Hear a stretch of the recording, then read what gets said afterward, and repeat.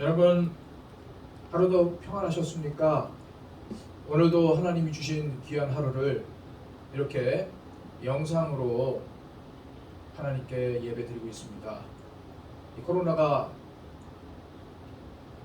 확산 일로에 있어서 거리두기가 연장이 됐네요.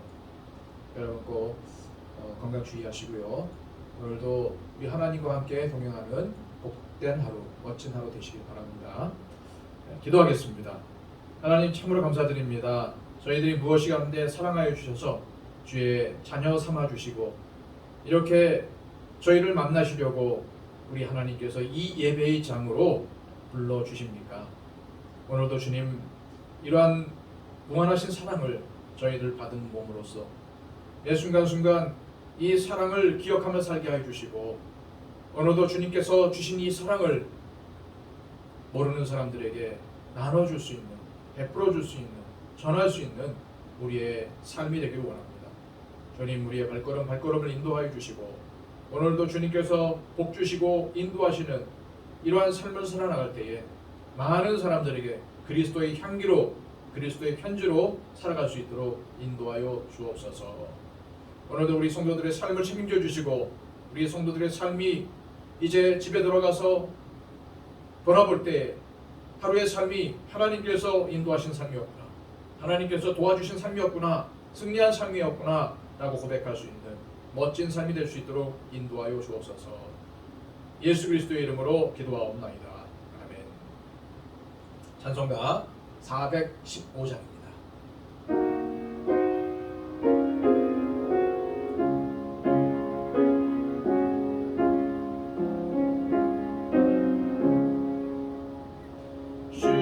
십자가 그늘 아래 나시기 원하네. 저 햇빛이 뜨겁고 노짐이 무거워. 이 광야 같은 세상에 늘 방황할 때에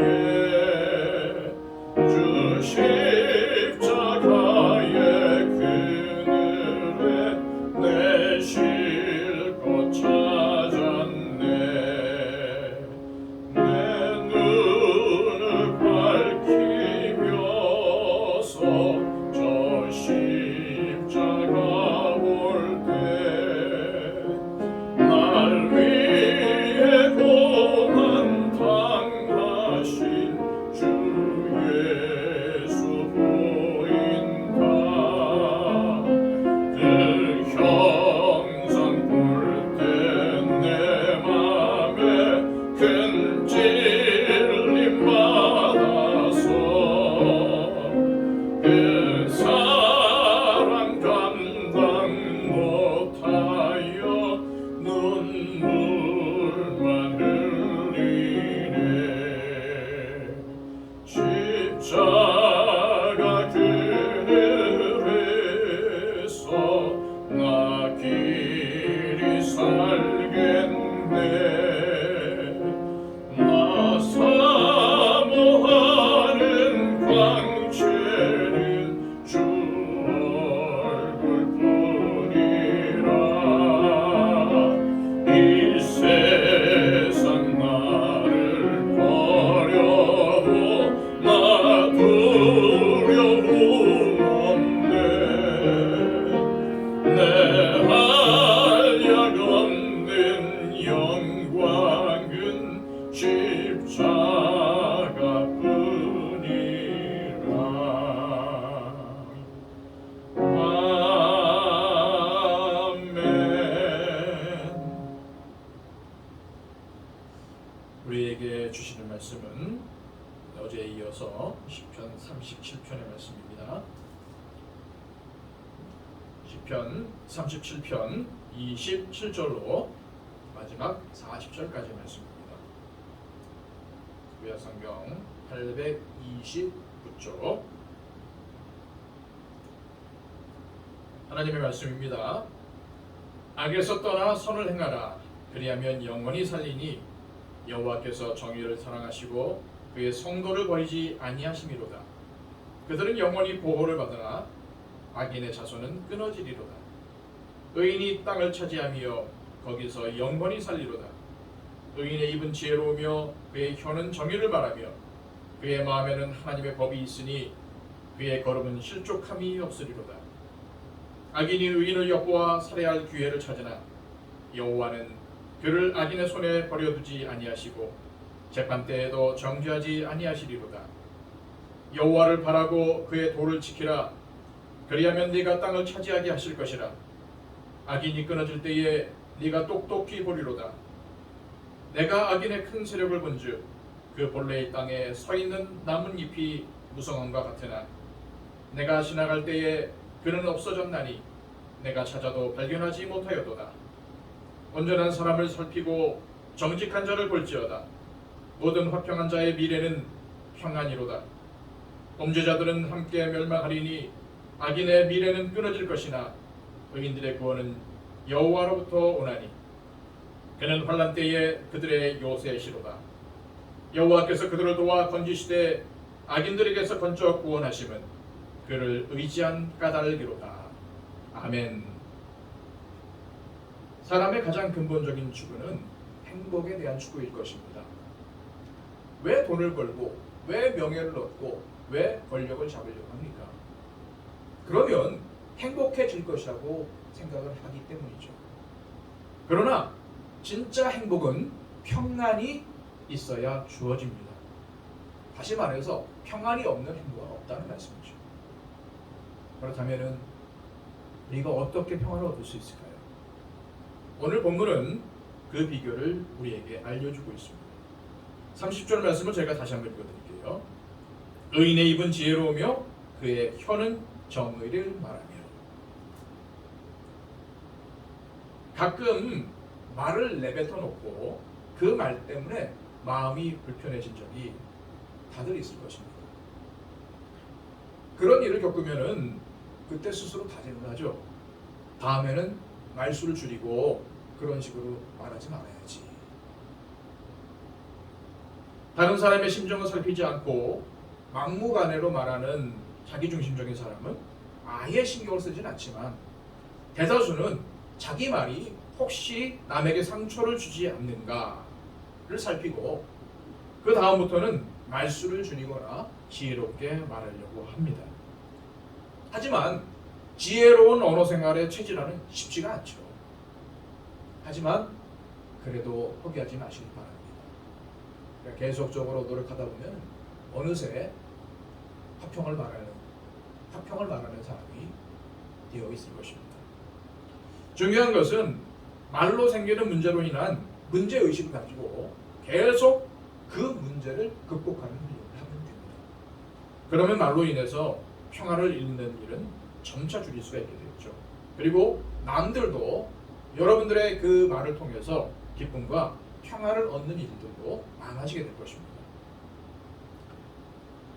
자, 31절 말씀을 다시 한번 제가 읽어드릴게요.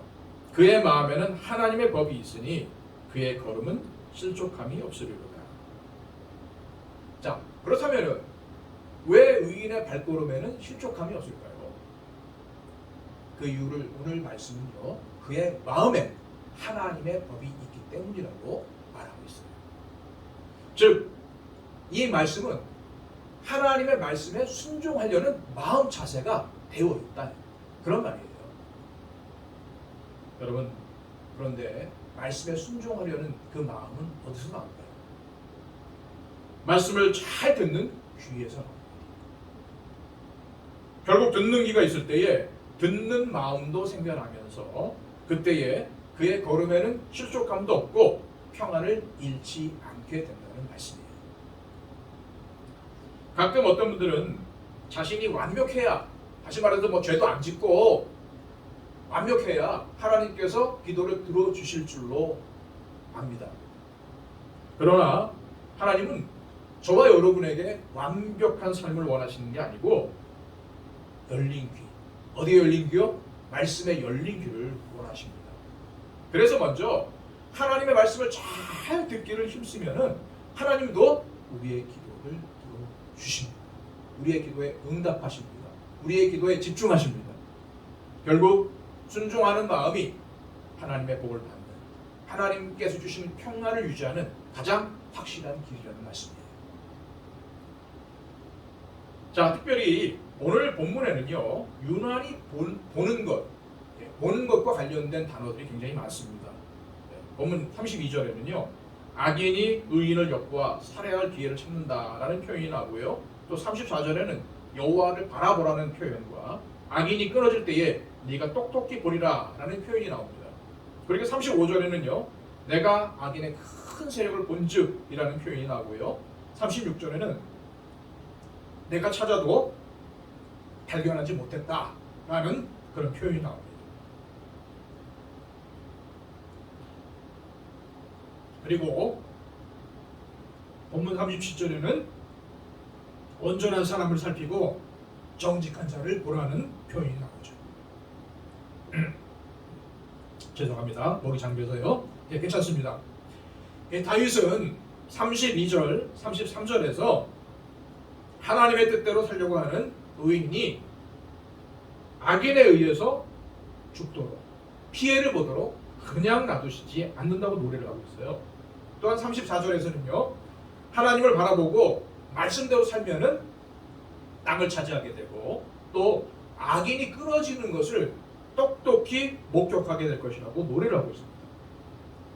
그리고 더 나아가서 35절, 36절 말씀에서는요, 말씀대로 살지 않는 악한 세력이 번성하는 것 같아도 얼마 후에는 없어져서 찾으려고 눈을 씻고 찾아봐도 그 흔적을 발견할 수 없다라고 믿음 가운데 고백을 하고 있습니다. 여러분, 우리가 분명히 알아야 될 것은요, 현재의 번성, 이 현재의 성공이 무조건적인 축복이 아니라는 겁니다. 그리고 반대로 현재의 실패가 무조건적인 실패는 아니라는 거예요. 외적인 것보다 내적인 것이 더 중요하고, 현재의 화려한 성공, 번성보다는 미래까지 지속되는, 계속되는 번성과 성공이 중요하다. 그러므로 현재의 실패, 현재의 부족함에 대해서 낙심하지 마십시오. 그것이 아닙니다. 앞으로 우리가 걸어가야 될 길이 무궁무진합니다. 중요한 것은 없는 것을 있는 것처럼 보는 믿음의 눈으로 내일의 찬란한 세계를 꿈꾸며 나가는 것입니다. 그런 믿음의 눈이 있으면 어떠한 상황에서도 흔들리지 않는 마음의 평안이 있게 돼요. 왜요? 믿음의 눈을 보면은 뭐가 보입니까? 하나님이 나와 함께 하시는 게 보여요. 어제도 말씀드렸지만 하나님께서 나를 붙들고 계시는 것이 보입니다. 그런 마음속에 뭐가 생겨요? 평안이 생겨요. 아, 하나님이 나와 함께 하시는구나. 하나님이 나를 붙들고 계시는구나. 그러므로 현재 실패가 부족하기 때문에 여러분 낙심하지 마시고, 하나님이 여러분과 함께 하신다는 그 사실 때문에 여러분 위로를 받으시기 바랍니다. 자, 37절 말씀을 우리 다시 한번 읽게요. 제가 읽어드리겠습니다. 온전한 사람을 살피고 정직한 자를 볼지어다. 모든 화평한 자의 미래는 평안이로다. 이 말씀은 온전하고 정직한 사람이 바로 누구라고요? 화평한 사람이라고 말하고 있습니다. 즉, 겉으로는 정직해 보이는데, 겉으로는 선하게 보이는데, 그가 남과 잘 싸우고 불화를 일으킨다면은 실제로는 그의 어딘가가 위선적이고 정직하지 못한 부분이 있다. 그러므로 다른 사람과 화평한 삶을 살 줄 아는 사람이, 즉 누구라는 거예요? 평안을 소유하는 사람. 다시 말해서 다른 사람들과 평화를 이룰 수 있는, 화평을 이룰 수 있는 삶, 그것을 할 줄 아는 사회적인 성숙이 이 평안의 핵심 요소라는 말씀입니다. 그런 화평한 삶을 살기 위해서 무엇보다도 필요한 것이 무엇일까요? 여러분, 한번 따라해 보시기 바랍니다. 감사, 감사, 감사. 그렇습니다. 이 화평한 삶을 위해서 무엇보다도 저와 여러분들에게 필요한 것은 감사의 체질입니다.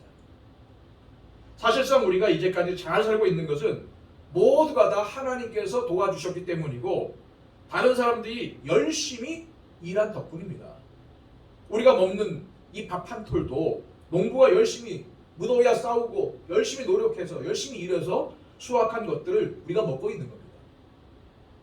우리가 누리고 있는 대부분의 것들이 다른 사람들의 수고가 열심히 들어가 있는 것들이에요. 그런 인식을 통해서 우리는 범사에 감사할 줄 아는 삶을 살아야 돼요. 옆에 지나가고 있는 어떤 사람이라 할지라도 내가 누리고 있는 이 어떤 것을 위해서 열심히 일하고 노력한 사람입니다. 그러므로 여러분 사람들을 볼 때마다 그 사람이 어떤 사람이건 여러분 감사할 줄 알아야 해요. 그리고 여러분들의 삶에 있는 모든 것들을 통해서 우리 하나님께 감사와 영광을 돌릴 줄 알아야 됩니다. 그래야 할 때 어떤 삶을 살 수 있다고요? 네, 평안을 누리는 삶을 살 수가 있습니다. 자, 그렇습니다. 여러분 오늘 말씀을 통해서 또 하나 우리가 발견할 수 있는 것은요, 악인들은 다시 말해서 하나님께 불순종하고 하나님 없이 사는 사람들은 미래가 없지만 의인들은 어떠한 상황 속에서도 하나님께서 반드시 구원해 주신다는 거예요. 그 말씀을 38절에서 39절 말씀에서 찾아볼 수가 있는데요. 범죄자들은 함께 멸망하리니 악인의 미래는 끊어질 것이나 의인들의 구원은 여호와로부터 오나니 그는 환난 때에 그들의 요새시리로다. 아멘. 그렇습니다. 사랑하는 성도 여러분, 여러분들은 분명히 구원받은 사람들입니다. 이 구원과 승리에 대한 분명한 확신을 가지고 사는 것이 중요해요. 또한 천국에 대한 확신도 분명해야 됩니다. 이 확신이 없으면 뭐가 없을까요? 그렇습니다. 평안이 없습니다. 사도 바울을 보세요. 그의 마음과 머리는 뭘로 가득 차 있어요? 천국으로 가득 차 있습니다. 그래서 어디에 가도 입만 열면 뭐가 터져 나옵니까? 천국 복음이 터져 나오는 거예요. 그에게는 죽고 사는 문제는 관심의 대상이 아니었습니다. 죽으면 천국에 엄청난 상급이 기다린다고 확신하니까 어떠한 상황 속에서도 평안할 수 있었고 어떠한 대적도 어떠한 상황도 어떠한 어려움도 그에게서 평강을 뺏어갈 수가 없었습니다. 결국 인생의 최대의 문제는 돈과 권력의 문제가 아니라 구원에 대한 확신이 있느냐에 대한 문제입니다. 그처럼 구원의 확신을 가지고 하나님만 의지하며 산다면 하나님께서 반드시 구원해 주실 것이라고 다윗은 믿음으로 고백을 하고 있습니다. 40절 말씀을 제가 다시 한번 읽어드릴게요. 여호와께서 그들을 도와 건지시되 악인들에게서 건져 구원하시면 그를 의지한 까닭이로다. 아멘. 여러분 참 평안은요 소속이 분명할 때 주어집니다. 옛말에 한 사람에게 매임이 가장 큰 자유임을 아는 사람만이 결혼에 자격이 있다라고 했습니다. 자발적으로 매이는 것은 오히려 놀라운 자유와 평안을 가져준다는 말씀이죠. 그처럼 우리가 주님께 매워서 몸과 마음과 삶을 주님께 온전히 맡겨드리면 어떠한 극심한 고난 중에서도 천국의 삶을 누릴 수가 있는 것입니다. 하나님은 하나님께 매인 영혼을 사랑과 축복의 끈으로 더욱 힘있게 메어 주실 것입니다. 요한복음 14장 27절 말씀에서 우리 예수님은 이렇게 말씀하셨어요. 평안을 너희에게 끼치노니 곧 나의 평안을 너희에게 주노라. 내가 너희에게 주는 것은 세상이 주는 것과 같지 아니하리라. 너희는 마음에 근심하지도 말고 두려워하지도 말라. 우리 예수님께서 십자가에 돌아가실 때 제자들에게 마지막으로 간절하게 주시기를 원하셨던 것이 바로 뭘까요? 네, 오늘 이 말씀처럼 평안입니다. 그런데 예수님이 주시는 평안은 세상이 주는 평안과는 다른 진짜 평안이라고 말씀하십니다. 오늘날 많은 사람들이 평안을 찾아서 여기저기 헤매이지만 참된 평안은 세상에서 얻을 수 있는 것이 아닙니다. 얻어도 일시적인 것들 뿐입니다. 참된 평안은 오직 하나님만이 주실 수 있습니다. 우리가 하나님께 온전히 매여 말씀에 순종하는 삶을 살면 하나님께서 주시는 놀라운 평안을 얻게 될 것입니다. 오늘도 그러한 평안이 여러분의 삶 가운데 넘치시기를 축복합니다. 기도하겠습니다. 여러분 기도할 때에 특별히 지금도 아직도 잡히지 않는 이 코로나가 종식되게 해달라고, 소멸되게 해달라고 기도해 주세요. 코로나로 인해서 많이 힘들어하는 사람들이 많습니다. 이분들에게 세상을 살아갈 힘을 주시고 우리 예수님을 만나서 참된 자유와 평안을 얻게 해달라고 기도해 주십시오. 그리고 한국 교회를 위해서 기도해 주시고요. 우리 교회에 속한 모든 성도들에게 하나님께서 영육간의 강건함을 허락하여 주시고, 특별히 모든 삶 가운데 승리하는 삶을 살게 해달라고 기도해 주시고요. 육신적으로 질병 가운데 있는 분들을 위해서 특별히 기도해 주십시오. 최정아 형제 하나님의 긍휼하심을 베풀어 달라고 위해서 기도해 주시기 바랍니다. 또한 우리 교회를 위해서 기도하실 때 하나님께서 우리 교회 가운데 주신 사명을 잘 이루고 하나님께 칭찬받고 세상에서도 인정받는 교회가 되게 해달라고, 하나님의 회복과 성장을 이루게 해달라고 위해서 기도해 주시고요. 세워주신 일꾼들을 위해서 기도해 주시기 바랍니다. 우리 잠시 동안 묵상으로 하나님 앞에 기도하도록 하겠습니다.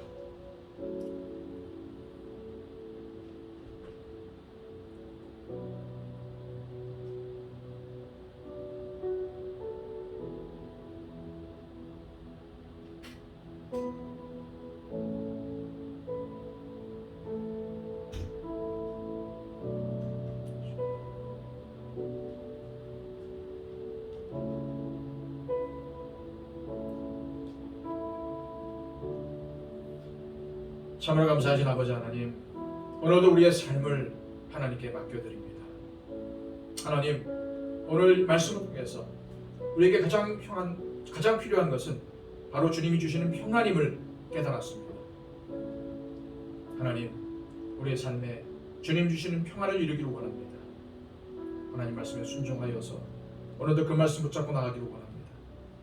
오늘도 하나님께서 함께 하시는 삶을 살기를 원합니다. 하나님께서 붙들어 주시는 삶을 살기를 원합니다. 다른 사람들과도 화평을 이룰 수 있도록 하여 주옵소서. 아버지 하나님, 특별히 이 코로나 위기 가운데 있는 어려운 심령들을 주님 붙들어 주시고 그들에게 힘과 지혜를 허락하여 주시며 이 코로나가 하루속히 종식되길 원합니다. 수고하고 있는 방역당국과 또 의료진들이 있습니다. 그들에게 긍휼을 베풀어 주시옵소서. 또한 아버지 하나님, 육신적으로 어려운 가운데 있는 분들 계십니다. 특별히 우리 최종화 형제 기억하여 주시고 하나님의 은혜를 베풀어 주옵소서. 우리 또한 하나님, 정말 육신적인 질병 때문에 힘들어하는 많은 분들에게 하나님의 치유의 광선을 비추어 주옵소서. 아버지 하나님, 세워주신 귀한 교회 하나님의 사명을 잘 감당하게 도와주시고 세워주신 일꾼들 지혜와 능력 가운데 인도하여 주셔서 하나님께 충성하고 헌신하는 일꾼들 될 수 있도록 축복하여 주시옵소서. 주님께 모든 것을 감사드리며 예수 그리스도의 이름으로 기도합니다. 아멘.